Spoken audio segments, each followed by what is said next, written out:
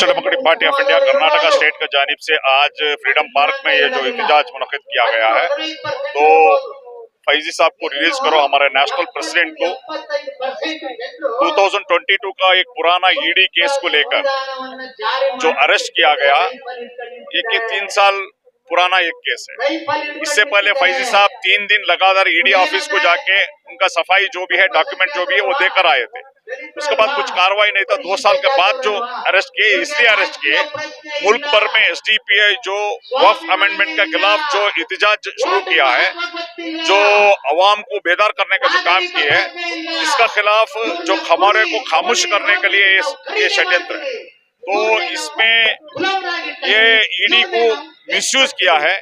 ED का मतलब आज समझ रहे हैं कि एंड ऑफ डेमोक्रेसी है। ईडी को मिसयूज करके सेंट्रल हुकूमत ये हमारा जो वॉइस को दबाने का कोशिश करे, ये लोग कामयाब नहीं होंगे। हर कैडर इसके बारे में आवाज उठाएगा। जो वक्फ अमेंडमेंट बिल जो ये 20 करोड़ मुसलमान का खिलाफ है और सेकुलर फैब्रिक का खिलाफ है और जो भी हमारा कॉन्स्टिट्यूशनल राइट्स का खिलाफ है। देखो, एक पुराना केस को लेकर कुछ एविडेंस नहीं है, कुछ नहीं है। ये लोग, आप लोग ये बताए कि 12 ऑफिसर्स को ये लोग रेड के 12 पैसे भी नहीं मिला। ये बीजेपी का इतना बड़ा घोटाला होता है, उसमें वो लोग रेड नहीं करते।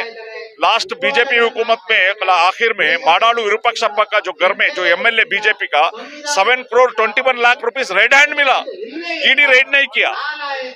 तो ये बीजेपी का एमएलए ये एच विश्वनाथ विजेंद्र के बारे में कहे, भद्रा अपर भद्रा प्रोजेक्ट में 2100 करोड़ का रिश्वत लिया, एमएलए आपस किया। इसका ईडी कुछ रेडी रहता है। ईडी जो है अपोजिशन लीडर को खत्म करने का एक साजिश करते हैं। साजिश में लोग कामयाब नहीं होंगे। हम इसको फेस करेंगे, डेमोक्रेटिकली फेस करेंगे, पॉलिटिकली फेस करेंगे, लीगली हम फेस करेंगे। Social democratic party of India के नेशनल प्रेसिडेंट जनाब एम.के. फैजी साहब को ईडी 3-4 दिन पहले अरेस्ट किया है। ये जो केस है इनका, ये बहुत पुराना केस है और इसमें तकरीबन 8 लोगों के ऊपर चार्जशीट था, 7 लोगों को ऑलरेडी बेल हो चुका है। और फैजी साहब को इतने दिनों के बाद अब अरेस्ट करने का रीजन क्या है, क्यों उनको ईडी इतना टार्चर कर रही है? ये सरकारी एजेंसी गवर्नमेंट की जानिब से social democratic party of India के ये जो वक्फ के ताल्लुक से मुहिम है, कैंपेन चल रहा है। तकरीबन आपको मालूम है कि 500 से ज़्यादा हमने प्रोग्राम्स किए, कॉन्फ्रेंसेस किए, धरने दिए।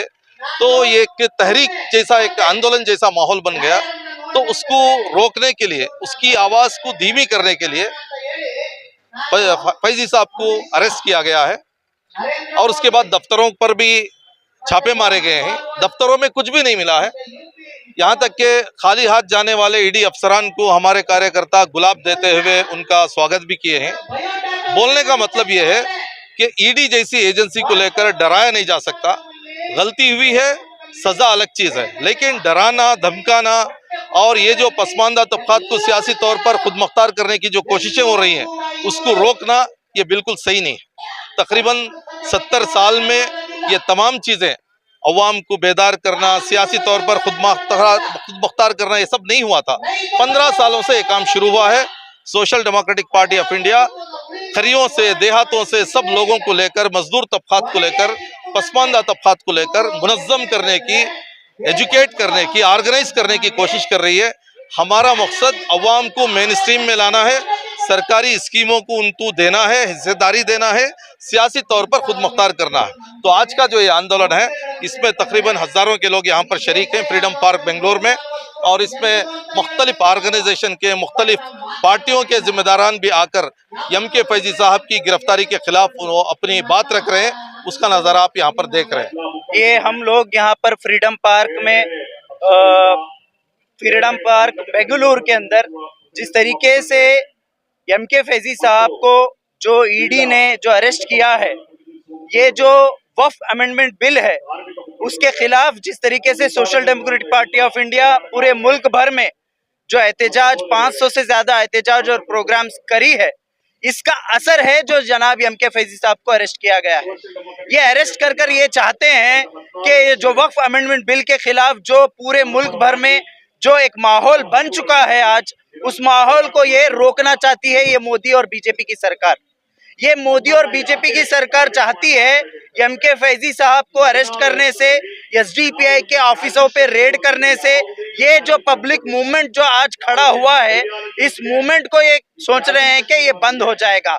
लेकिन मैं ये कहना चाहता हूँ, यहाँ पर इस फ्रीडम पार्क में ये बेंगलुरु का जो प्रोटेस्ट आज जो 10 तारीख को हो रहा है, ये सिर्फ एक ट्रेलर है। जो आने वाले 13 तारीख को जो जंतर मंतर पर all India Muslim personal law board का जो प्रोटेस्ट होने वाला है, वो पूरी फिल्म दिखाएंगे बीजेपी और मोदी सरकार को। अस्सलाम वालेकुम। मैं सबसे पहले बताना चाहता हूँ मौजूदा मोदी सरकार को, बातिल से डरने वाले ऐ आसमां नहीं हम, बातिल से डरने वाले ऐ आसमां नहीं हम, 100 बार कर चुका है तो इम्तिहान हमारा। तो मुल्क भर के हालात हम देख रहे हैं कि आए दिन मोदी सरकार फेलूर सरकार है, जो गरीबों के लिए, मजलूमों के लिए, इस देश की आवाम के लिए तो कुछ नहीं करती।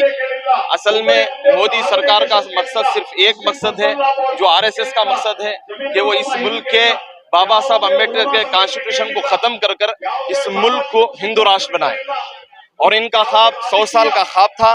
2025 तक ये ख्वाब को मुकम्मल करने वाले थे, मगर नहीं कर पाए, इसलिए कि social democratic party of India वजूद में आई है। इस मकसद को 10 साल और आगे ले गए। मैं उनको कहना चाहता हूं, सिर्फ 10 साल नहीं और 100 साल भी अगर तुम आगे लेकर जाओ, तुम्हारा जो हिंदू राष्ट्र का ख्वाब है वो social democratic party of India वो कभी पूरा करने नहीं देगी।